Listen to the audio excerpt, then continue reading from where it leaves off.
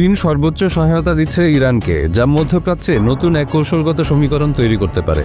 Israeli গোয়েন্দা সংস্থার report বলছে, জুন মাসের 12 দিনের রক্তক্ষয়ী যুদ্ধে ক্ষতিগ্রস্ত ক্ষেপণাস্ত্র সক্ষমতা পুনর্গঠনে চীন গোপনে ইরানকে সহায়তা দিচ্ছে, আর তেল আবিব এটিকে সরাসরি তাদের জাতীয় নিরাপত্তার জন্য বড় হুমকি হিসাবে দেখছে।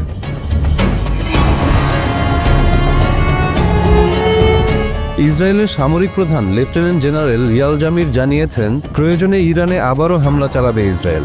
তার দাবি, জুনের প্রিম্পটিভ স্ট্রাইক বা আগাম হামলা সফল হয়েছে, কিন্তু ইরান যদি চীনের সহায়তায় ক্ষেপণাস্ত্র শক্তি পুনর্গঠন করে, তাহলে নতুন সংঘাত অনিবার্য হয়ে উঠতে পারে।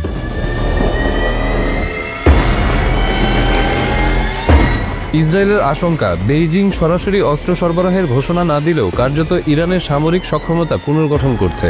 ইউরোপীয় গোয়েন্দা সংস্থাগুলো সম্প্রতি দুই দেশের সামরিক সহযোগিতা বৃদ্ধি পেয়েছে বলে নজরদারি করছে।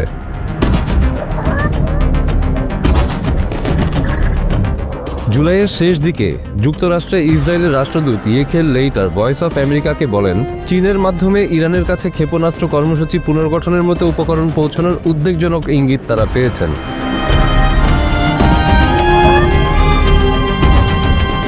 এদিকে গত মাসে সাংহাই কোঅপারেশন অর্গানাইজেশন সম্মেলনে অংশ নিতে চীন সফর করেন ইরানি পররাষ্ট্রমন্ত্রী আব্বাস আরাকচি।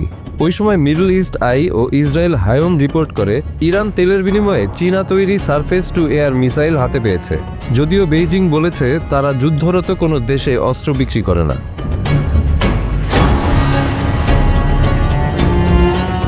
জুনের 27 তারিখে ইসরায়েলের প্রতিরক্ষামন্ত্রী ইসরায়েল কাটজ সেনাবাহিনীকে নির্দেশ দেন, ইরানের পারমাণবিক ও ক্ষেপণাস্ত্র কর্মসূচি টার্গেট করে নতুন এনফোর্সমেন্ট প্ল্যান প্রস্তুত করতে। অন্যদিকে তেহরান বলছে তারা শান্তিপূর্ণ পারমাণবিক কর্মসূচি চালাবে এবং নিজেদের প্রতিরক্ষা শক্তি বজায় রাখবে।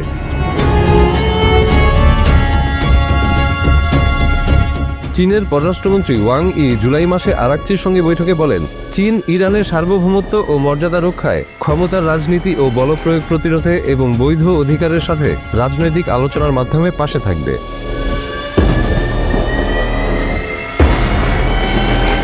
ইসরায়েল স্পষ্ট করেছে, ইরানের ক্ষেপণাস্ত্র সক্ষমতা পুনর্গঠন তারা কোনোভাবেই মেনে নেবে না, আর ইরানও জানিয়ে দিয়েছে তাদের প্রতিরক্ষা ও ক্ষেপণাস্ত্র কর্মসূচির এক চুলও পিছিয়ে যাবে না। এই দ্বন্দ্বে চীনের ভূমিকাই এখন মধ্যপ্রাচ্যের কৌশলগত ভারসাম্যর কেন্দ্রবিন্দুতে।